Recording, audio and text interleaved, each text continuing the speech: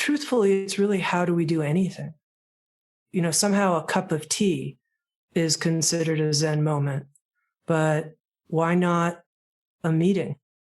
Why not a deadline that I have to hit? It's all really a beautiful cup of tea.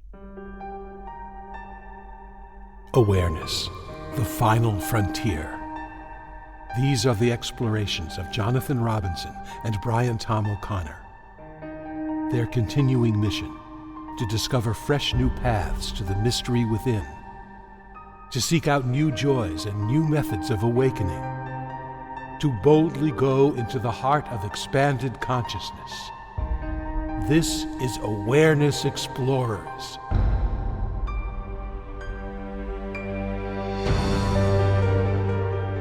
Well, welcome again, Awareness Explorers. Great to have you here.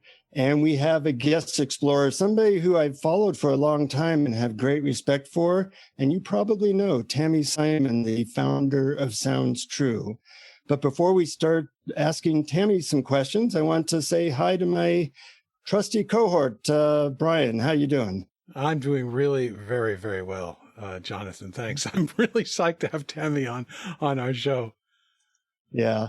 And, Tami has done so much and so many interesting things that hopefully we can ask enough questions to get a sense of the wisdom that this woman holds. Anyways, let me introduce Tami for the people who don't know her that well. She's the founder of Sounds True in 1985. Her mission has been to disseminate spiritual wisdom. She hosts a popular weekly podcast called Insights at the Edge, where she interviews many of today's leading teachers. She has edited programs such as the Self-Acceptance Project, Waking Up, The Dharma of Dogs, Darkness Before the Dawn, and she created the program Being True, What Matters Most in Work, Life, and Love. I'm sure I'm missing a lot of other things that she has created and edited, but let's welcome you to Awareness Explorers. Thanks for being here, Tami. Thank you. Thanks for having me. Well, there's so many things you've done, and you have a little bit of a different experience than most people in that you've interviewed pretty much everybody, more people than Brian and I put together. You've really have your pulse on where spirituality has been and where it's going. And I'm wondering what you've seen changed in the last 20 years. What are the trends that are happening from your perspective? Sure. Well, when I first started Sounds True, it was in the mid-1980s, 36 years ago. And at that point in time, what was interesting to me was the mystical dimension of all of the wisdom traditions of the world. I was like, oh, that's the next wave. Let's understand personal revelation within the traditions, the mystics. Well, at this point in time, nobody's actually all that interested in the traditions. They really aren't. It's a DIY world, do it yourself. It's all available. And I think the view is take what works for you, bring it inside, have a deep personal experience, make your own pastiche, make your own path, and you're good. So that's a very, very different world than I was in 35 years ago when I first started Sounds True. Of course, we've seen things like mindfulness and meditation, as well as yoga, truly become mainstream. So that's interesting too. That means that people are getting a taste of a life-transforming practice. And then I think some serious questions are out and open, which is, does that taste take you into a deeper path, a deeper exploration, or do you just kind of subsume that taste into a materialistic worldview with a stress reduction exercise that you've now incorporated into your life? So that's interesting too. That's a great question, and probably a problem, because it's really easy to take these deep spiritual methods and traditions and just kind of turn them into making your daily life more comfortable. Is there a way around that? Well, there's a couple things. I think some people and fuddy-duddies, and I'm a little bit of a fuddy-duddy myself, could spend a lot of time criticizing that mainstreaming of spiritual traditions. One, I don't think that's very useful. I don't think it gets us anywhere. And secondly, I'm not sure it's really the point. I think the point, first of all, is for each one of us to be an endless well of realization. That's the point, for each one of us to do that. And if each one of us right now, you and me and Brian, are doing that, then we're gifting other people with an infinite well of transformative possibilities. So that's one thing. Instead of looking out there, let's just focus in on ourselves. That's really powerful. Another thing is I have a lot of confidence in the human journey, in the human heart, in humans. And that when we get a taste of something, and let's just call it a taste of freedom, when we get that taste, it's like it lodges in us almost like a homing device of some kind. We'll always be brought back to it. We'll be brought back to it again and again and again. There's some part of us that's haunted, troubled by the deepest experiences we've ever touched, if they're then missing from our everyday life. So I have a lot of confidence, actually, that people who are experimenting, getting these little tastes of this or that there'll be some gap that they'll fall into that will forever change them, that will make them want to go deeper and deeper and deeper. And I think it's beholden on each of us to have that depth of a path available to people when they're interested. Yeah. Brian, I know you have a bunch of questions. Well, this topic alone is fascinating. And I think you touched upon this. Well, you actually delved into it in your audiobook, Being True, when you talked about the 5 main aspects of being true. And the first one being there's actually only one of you. And in that, you also talked about how not to give your authority completely away to another person. And I imagine that's related to what you were just describing as a trend. Well, that teaching, which is to never give your authority away to anybody else, is something that I learned directly from Adyashanti in his book, The Way of Liberation, where he listed that very specifically as one of his insights. And I think that's a really, really, really important idea, that we never give our authority away to anybody else. And how could we? Because they're not us. They're not us. There's only one of us. So they know what they know from their own experience. Now, somehow, and this is what's interesting, it's paradoxical, somehow that's true. Never give your authority away. And we have so much to learn from other people who have traveled further into the deepest, darkest, voidest depths. They've gone further than we have, and we have so much to learn from them. So how can we hold both of those things at the same time? And I think we can hold both of those things at the same time. They're not contradictory. They're complementary, at least in my experience. That's been my experience as well. I've learned so much from people. As a matter of fact, I first came across Sounds True from the multi-CD set of Adyashanti's True Meditation, and which had wonderful meditations and also great interview. And yet at the same time, I really had to look inside and find the wisdom coming from there. It's not from out there to in here.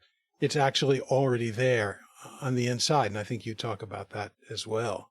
Well, if you don't know it in your own experience, if you haven't touched it, if it's not real in your own experience, it's not really working in you. It's not really working on you. It's pretty thin. It's an idea. And what I've noticed is ideas haven't really changed me, but inner experiences, things that I've touched, things that I've known. That's why I said this taste, something that's more like a taste or a smell, something incontrovertible. That stuff really, in my experience, changes me. Yeah. Right. Well, speaking of that, what would you say your practice is nowadays? Now, that's a gosh darn good question. Yeah. I've been working with a Diamond Approach teacher. So the Diamond Approach is a path taught by A.H. Almaas, and I've been working one-on-one with a Diamond Approach teacher, and that's been incredibly helpful to me. I also continued to practice somatic meditation. So that's a body-based type of awareness practice that really at this point is kind of my ground, if you will. And what I mean by that is I'm always returning throughout the day to what is the state of my physical being? What's my breathing like? Is it silky and smooth or jagged and rough and chaotic? What's the ocean like here with the breathing pattern? What kind of tension am I feeling in my body? Am I able to sit in the chair and feel a sense of gravity and sunkenness, or are my shoulders up to my ear? So throughout the entire day, and I would say that my primary form of spiritual practice is that I'm a very devoted karma yogi, meaning I work a lot. And I love working. It's a way that I give. It's the way that I give my heart. It's a way that I express creatively. It's a way that I challenge myself. It's a way that I pour myself out, really, for what I care the most about. So I work a lot, and it's important to me that I work in such a way that how I work is consonant and coherent and in alignment with the beautiful wisdom teachings that we're putting out at Sounds True. And I find that the body as a compass is my best way of checking on that. It shows me when I'm off kilter in some way, and then also how to come back. You had a lot of beautiful things to say there. And it seems like the somatic practices, which almost didn't exist 20 years ago, are now like the leading thing. Everybody we talk to will mention that. And found it interesting what you said about the karma yoga thing, being that Sounds True has been so successful, and you've somehow managed to bring your spiritual consciousness and practices into the culture that you've created. I'm wondering if you can say what that looks like in terms of, you mentioned a little bit of like the body practices you use, but is there any other advice you might give to people who are trying to, quote, spiritualize their work environment or how they approach work? Sure. Well, I think one of the things for me is, and you use this word, how we approach work. And truthfully, it's really how do we do anything? Really, how do we do anything? I mean, how do we, somehow a cup of tea is considered a Zen moment, but why not a meeting? Why not a deadline that I have to hit? It's all really a beautiful cup of tea. So first of all, prioritizing for ourselves how we do everything. And very early on, and this is when I was just, I was 22 when I started Sounds True. Wow. I decided very clearly, and this was like an important guiding principle for me, and it still is today, that the means and the ends are the same thing. The means and the ends are the same thing. This idea of, here's some end goal I'm going to reach. And even if I have to tromp on a bunch of people to get there, that's okay, because this is a good, righteous goal. And when I get there, I can donate a bunch of money to a good cause. That never made sense to me. To me, what was important is something you could call it like walking a beauty path, or you could just call it something really simple, like enjoying my life. and valuing the relationships that I have and creating good relationships every single day at work and leaving a wake behind me that feels good when you reflect on the day. Like, did that feel good? Did that conversation feel good? So, it's really, it's actually not very complicated. I think what has it seeming like it's some huge, big, strange cultural revolution or aspiration is that we had this idea that business is business.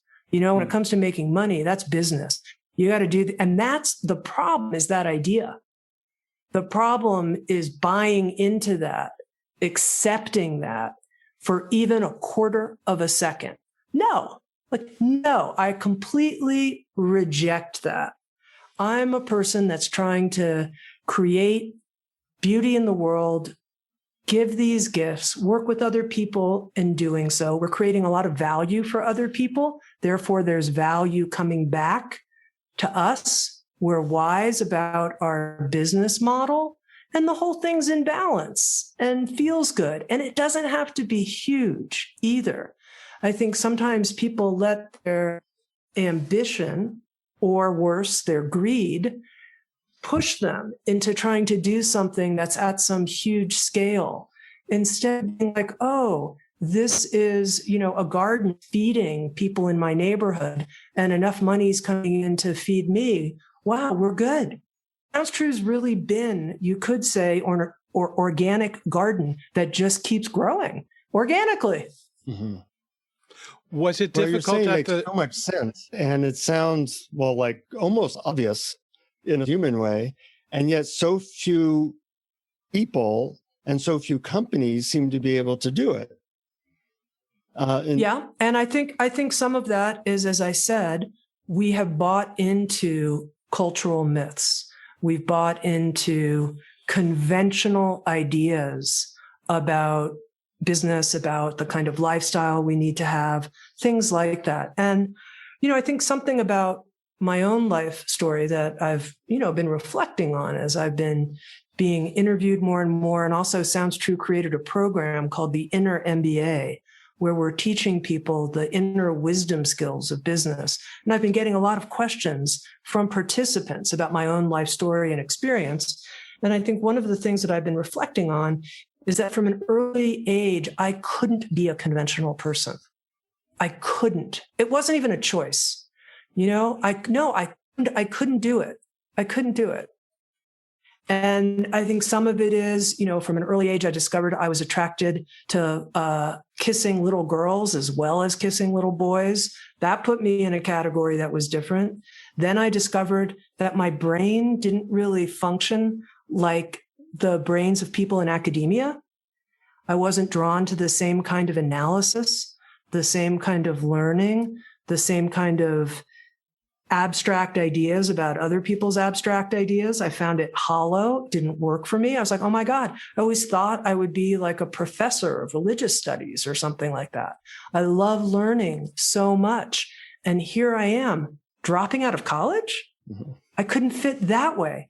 And then later, even as I was starting to find my own way in business, I discovered I have so many deep spiritual ideas and heartful devotions that mean the most to me. And I'm not going to be one person out there in public in the world and hide out what I really care the most about, which is really a kind of indomitable love of God. I'm not going to keep that away, hidden. I'm going to come out of the closet as a super devoted spiritual human while I run this company and let people figure it out. Let them work it out. I don't need to work it out. I just need to be myself. So anyway, I think that's part of my own story, was that I couldn't be conventional. And so I clearly couldn't buy into conventional views of business. Nothing else about the conventional world had worked for me. And quite honestly, when I looked around, I thought, I think this whole conventional world's kind of making a mess out of things. If you ask me, looking at homeless people and war and climate change. I'm like, it's not working. Let's try something different. Absolutely. Absolutely. Did it take a while to sort of come to that when you first started? For example, in your book, The Self-Acceptance Project, you talked about striving to be perfect and avoiding failure at all costs. And yet here you are running, a big organization, a big company. Did you have to really work that out? Because any high achieving person running a company has a degree of perfectionism, which can either be positive or it can be a hindrance. Yeah. I'll just be honest with you, Brian. I've been on a lifelong journey to absolutely deeply know my worth as a cosmic being and to experience that sense of pure, unsullied worth, no matter what happens on the outside, no matter what conversation I host that goes a little sideways, what answer I might give to one of your questions today that later I'd be like, really? You could have said that so much better. Really, Tami? So I've been on a lifelong journey. Now, the interesting thing is that I have made so much progress. I've grown so much in this regard, so much. And I think I've taken everything I've learned from the different teachers at Sounds True, as well as my own therapy work, as well as the center of my life, which is a beautiful 20-year relationship with Julie Marie Kramer that's there as this source of renewing love and belonging and connection that I can always return to. And before we started talking about dogs and the deep love I have for the animals in my life and how they adore me. And they don't adore me because of anything I accomplish in the outer world. They just adore me as I adore them. And nothing can touch that. So it's just interesting that for my whole adult journey, I think I've repaired an initial early kind of break in connection that I had in my family situation and have come now to see that it's possible to really feel like we belong to the human race. I belong to the human race. I belong in my body. I belong with the two of you right now. I belong as a cultural contributor through the work that I do at Sounds True. And so it's a huge journey. And I feel so grateful for all the teachings and fellow journeyers that have helped me. That is so inspiring. And the amazing thing about it is that I almost felt like I was saying the exact same thing as you were saying that. I mean, I could have almost said that verbatim, that journey, that struggle, that self-acceptance, that the deepening over time, all of it. Mm-hmm. I mentioned before we started that I did a book called The Experience of God, where I interviewed back in 1995, 50 spiritual leaders. And I really enjoyed your program, Waking Up, because it was kind of like a modern version of that book in audio. And people would ask me, what was it like talking to Mother Teresa or the Dalai Lama or various people I interviewed? And they'd say, what did you learn from all those interviews? And of course, it's impossible to summarize what you learned from talking to 50 spiritual leaders, but I would try. And I've always wanted to ask somebody in a similar position who has interviewed a lot of spiritual leaders, what do you get from an overview of just being aware of so many traditions and having talked personally to so many people? What impressions did it leave you with that perhaps lasted and you can remember from that experience? Sure. Well, I'm going to answer that in two ways. First, I'd like to speak specifically about the Waking Up series. So that was an interview series with 23 different spiritual teachers and poets and also neuroscientists, people who in their own life and teaching had written or spoken about spiritual awakening. And I went at it with this question: what is spiritual awakening? We talk about it. And are we even talking about the same thing when we talk to 2, 3, 4, 23 different people? Are we even talking about the same thing? And what I discovered in interviewing 23 people is we're not talking about the same thing. And that is a really important insight to have. So when you talk to somebody about spiritual awakening, that specifically, it's really important to find out what they mean by that. What is their experience? What did they wake up from? What did they wake up to? What is abiding in their experience that's changed? And what in them hasn't changed? And so it gave me this great appreciation, especially when it comes to this whole area of being a spiritual explorer or an awareness explorer, of wanting to get in there with people and really understand their unique experience before coming up with any ideas that it even maps on to the words I'm using for experiences. So that's one thing about waking up in particular. And then in terms of, now I host, 2, 3, 4 conversations a week at this point in various aspects of Sounds True. And what I always try is to come away with something. I don't have to come up with 10 new ideas because I can't remember 10 and I can't put 10 into action in my life anyway. But is there a moment in the conversation where something in me said, that's really useful. That is really useful. And I felt touched by it. And then I just feel satisfied by that. It's almost like going to a grand buffet, but knowing you can only eat so much. And so that's more the approach I take. What's the takeaway here for me from this conversation? Wow, that's kind of how I feel as well. And you say it better than I say it, so thank you for that. But I'm reminded, the first time I was on the Oprah show, she was taking a question from the book, which was, do you believe in God? And she asked the audience, and this woman said, absolutely not. And Oprah said to her, well, do you believe in a force of love in the universe? And she said, of course. And then Oprah said, well, do you believe that force of love is like intelligent and we're connected to it? And she said, well, of course.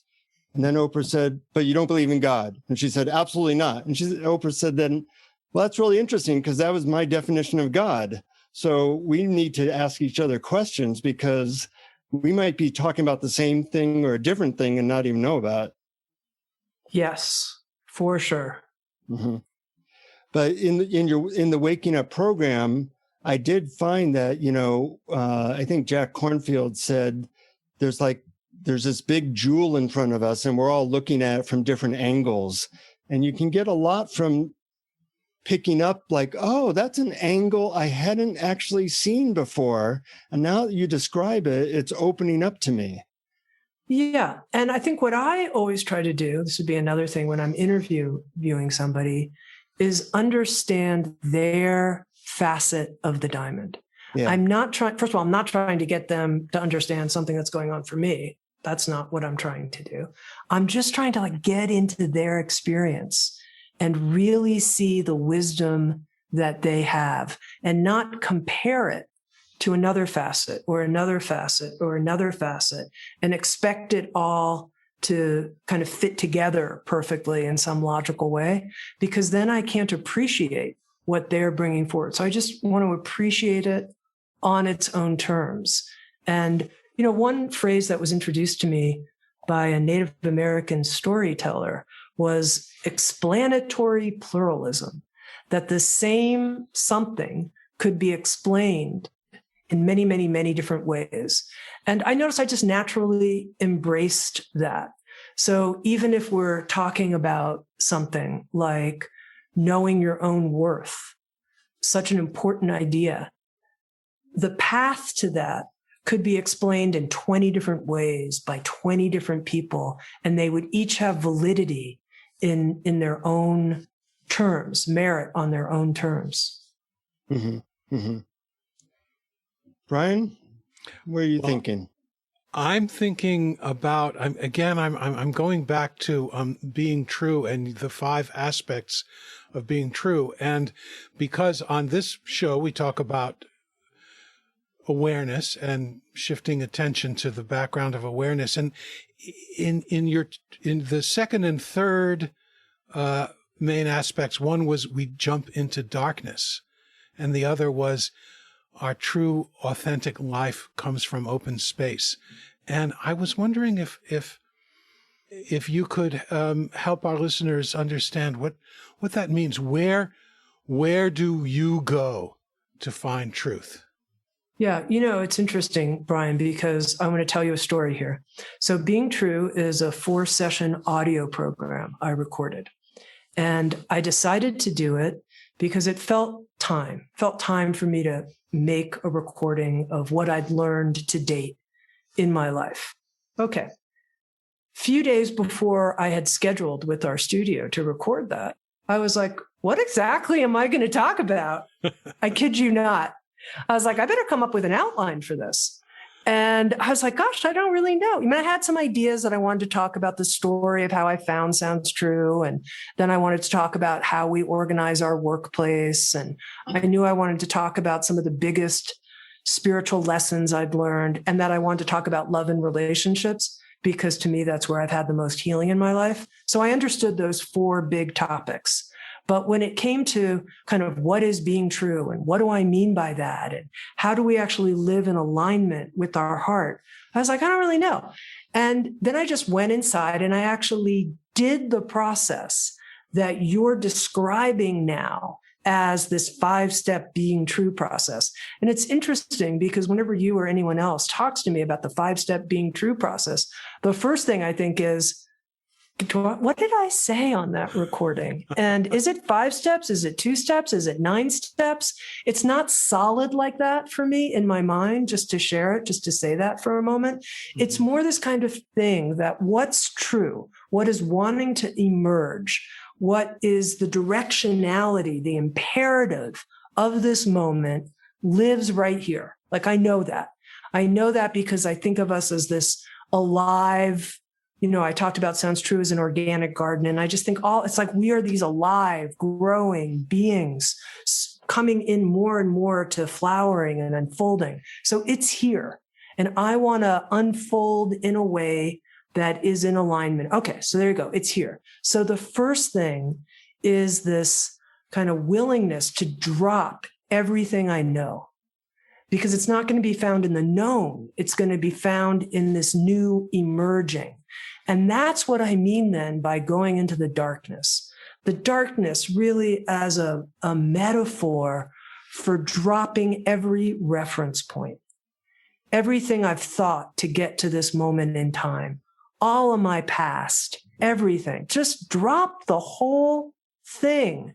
And that to me feels like black space. That's what it feels like to me often. It feels like endless space, just endless space. And that's just my own kind of inner, like what some people might experience it as endless silence, but for me, I experience this kind of boundless space where there are no edges. There's just no edges there. I can't find a reference point. And then this interesting thing happens. Sometimes it happens right away. Sometimes it takes a little while, but something emerges that's intelligent. Oh, good idea. That makes sense. And it feels right. Mm-hmm. It has this feeling to it of kind of natural intelligence, natural rightness, positivity. I don't know how else to explain it. This is going to be good. Feels good. And then, and this is kind of the hardest part of being true, it's following through on it and saying the thing you need to say, writing the thing you need to write, taking the action that, so that's it. So and it's this ongoing process. But for me, it always involves kind of letting something new emerge from endless space. I really resonate with that, and you describe it really well. And I think it's kind of up to every individual to find out their way of doing that. And there's different ways of doing that. For sure. And that's why it's almost like I don't want to turn it into some kind of recipe, because this is the point. We're not cakes being baked by a recipe. We are these unprecedented, which means we've never been here before. This moment in time has never been here before. So we can't follow a recipe, which is something from the past. We have to let ourselves be these unprecedented unfoldings that are somehow responding to our karma, to our genetic material, to our life situation, to the situation around us, to what the people around us need, etc. So we're in this one-of-a-kind situation, being sensitive and ultimately responsive. Mm-hmm. You know, I've never asked this question to an explorer on the podcast, but I think you're the appropriate person to ask. You know, there's so much turmoil in the world, polarization, the culture's going crazy, blah, blah, blah. And yet there's this awakening happening in terms of access to all the teachings.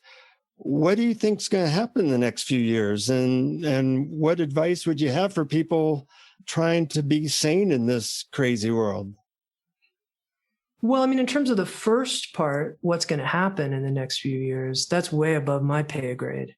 So there's no way I could answer that question. I truly don't know. Truly. Like, I didn't see the pandemic coming. Some people have said, oh, I saw it coming. You know, I didn't. So I can't answer that question with any kind of reliability. In terms of what we can each do to stay sane in a world that clearly there's a lot of insanity and challenges to our sanity every day, there's a lot we can each do. A lot. And actually, we have to do those things. And we have to do them every day.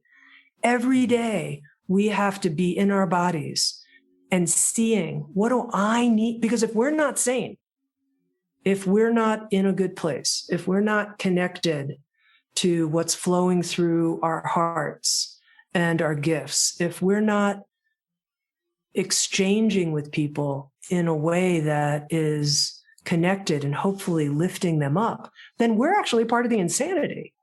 Mm-hmm. And that's a no in my world. That's a no-go. We have to be the medicine that the universe has put us in a position to be having a conversation like this.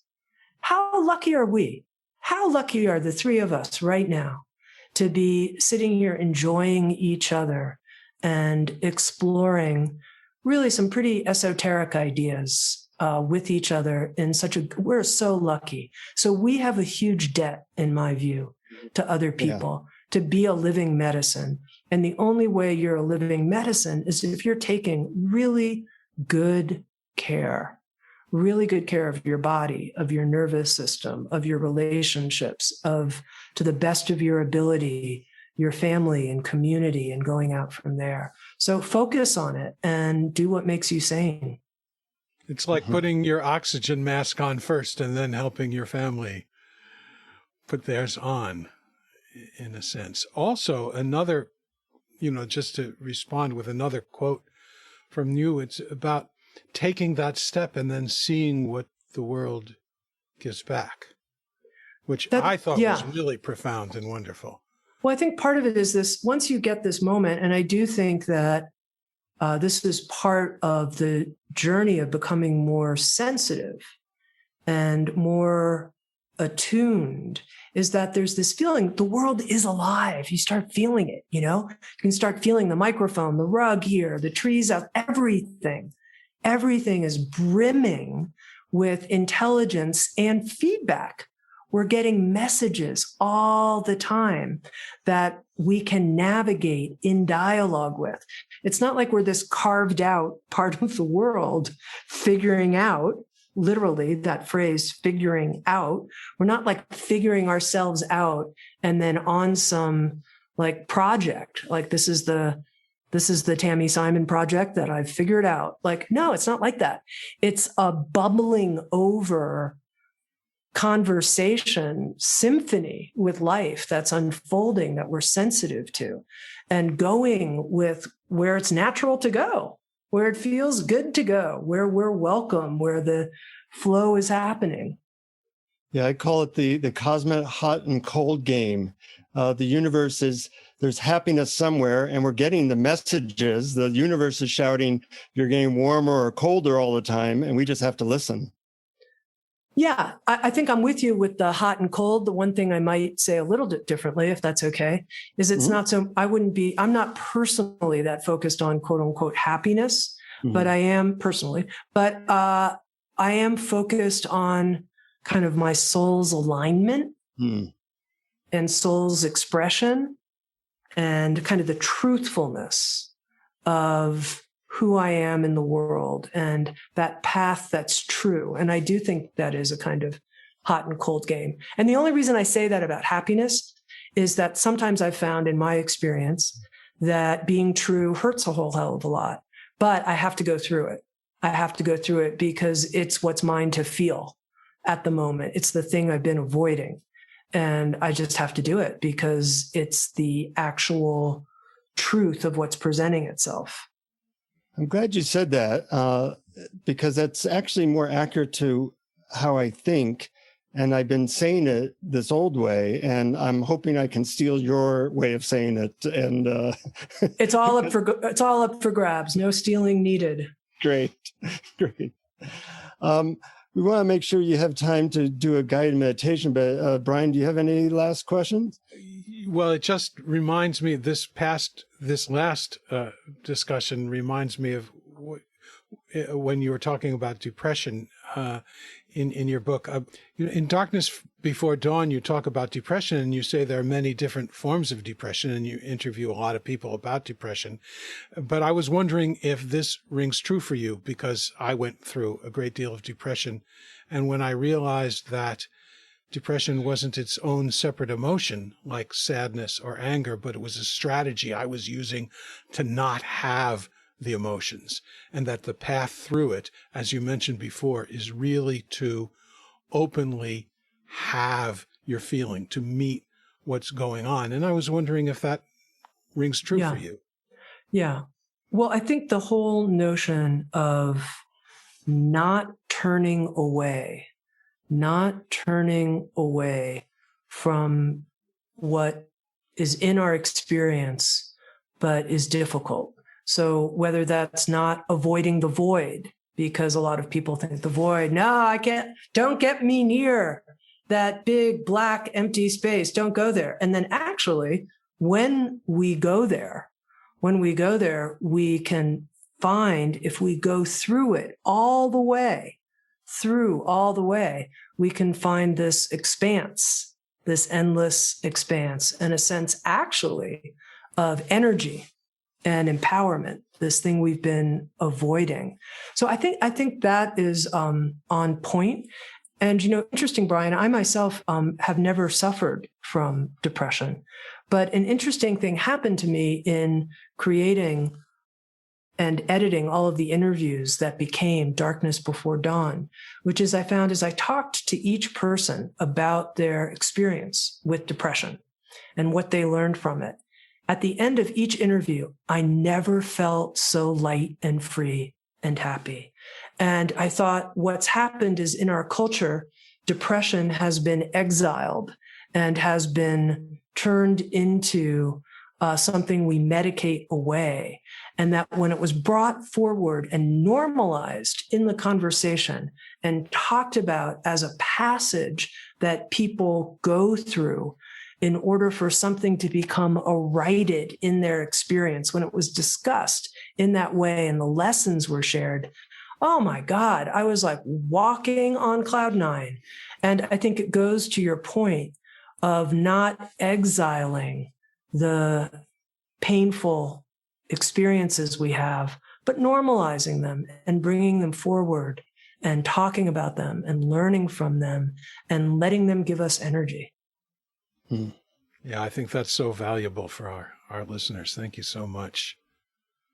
Really appreciate how eloquent you are, Tami. I haven't heard you talk at length spontaneously, and it's somehow you managed to take all this wisdom and be able to speak about it in a way that's both poetic and practical. I really appreciate that. Poetic and practical. All right. I like it. Yeah. You too, Jonathan. The way you just said that sentence was also poetical and practical. Sometimes I get it right. Anyways, when I make sure you have time, I asked you at the beginning if you might do a guided meditation.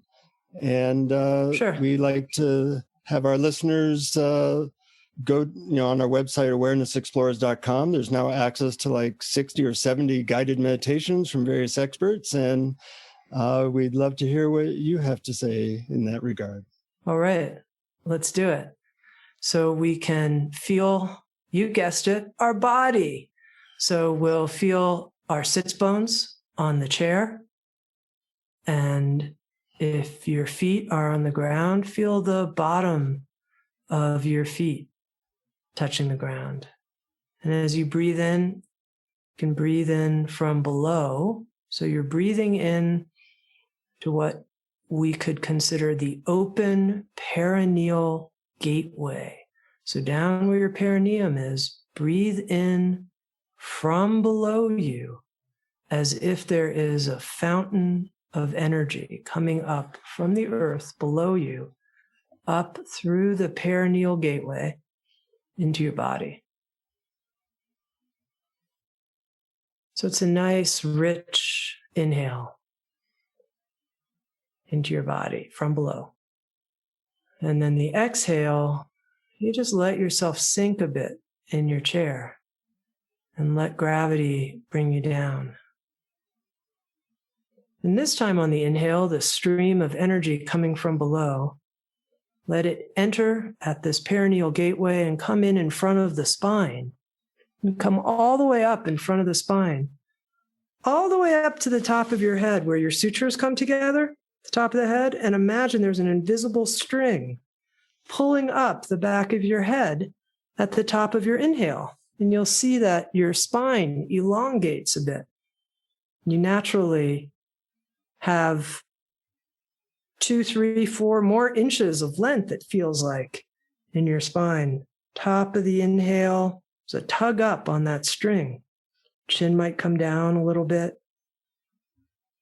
And then on the exhale, you just let go again, and you can even sigh if you want, if it's natural, just letting everything go. And now we're going to connect this invisible line of energy. Imagine it starts all the way at the center of the earth below you. And it's a stream, a river, a flow of energy. It comes all the way from this imaginary point in the center of the earth, and it flows up through the open gate of your perineum in front of the spine, and it flows up, up, up in front of your spine, and then out the top of your head, all the way up into the space above your head. And it's like a fountain that flows out through the top of your head. It just comes down around you. Almost like you were a human animal who had a spout at the top of your head. And in fact, we do kind of have a spout. So again, let's breathe from that point in the center of the earth and enjoy your inhale. Relish it. Make it deep and long. Breathing in beautifully. Enjoyed inhale. All the way up in front of the spine. This is the central channel of the body. This flow of energy in front of the spine. Let it flow up your spine, back of the neck, back of the head, to that point where the sutures come together, and then the flow of energy comes out your human spout, and then like a fountain, it just comes down all around you, glistening. And if you want, you can open your palms. It's a very open posture of receiving life force from deep below, letting it flow into us and nourish us, letting it flow in front of the spine, letting ourselves be an instrument to be created through, expressed through.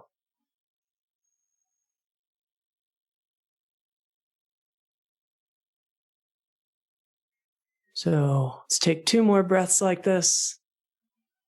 Deep below, really enjoying the inhale.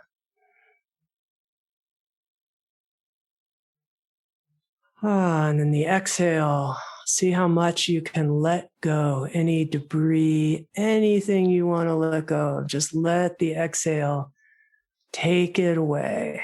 Take it away from you. Compost it back into the earth. And then 1 more full inhalation like that.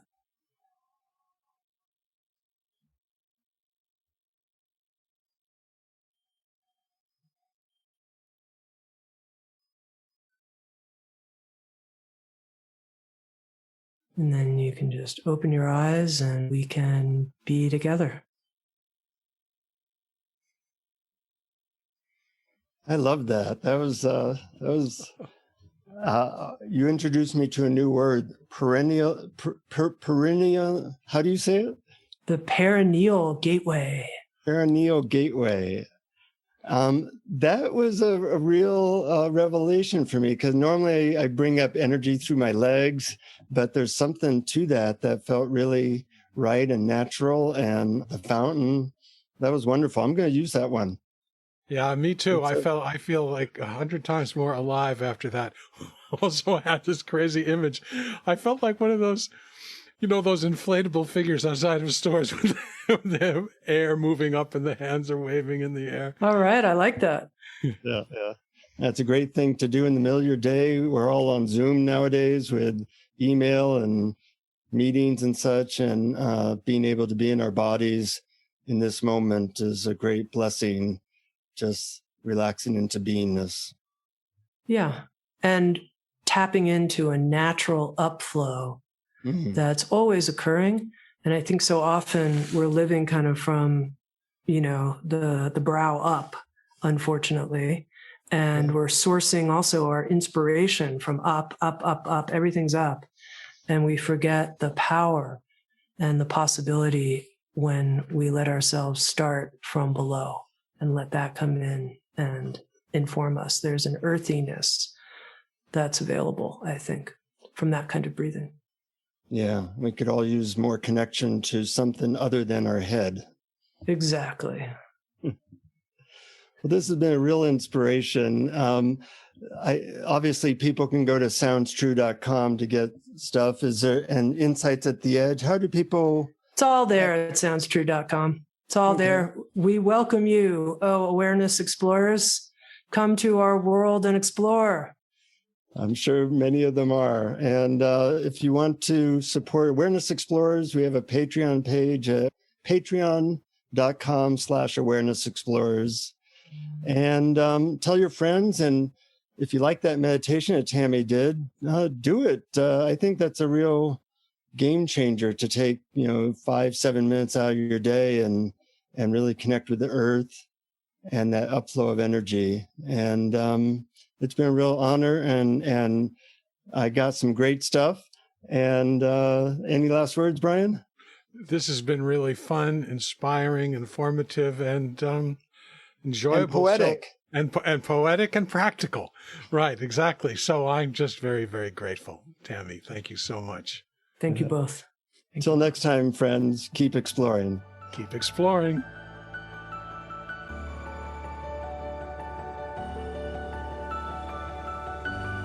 Thank you for listening to Awareness Explorers. To learn more, you can check out our website at awarenessexplorers.com. Please subscribe to our podcast on your favorite podcast app. We'd love it if you would post a review. And please share our link on Facebook and with family and friends, because knowing yourself as awareness is the greatest gift you can give yourself or someone you love.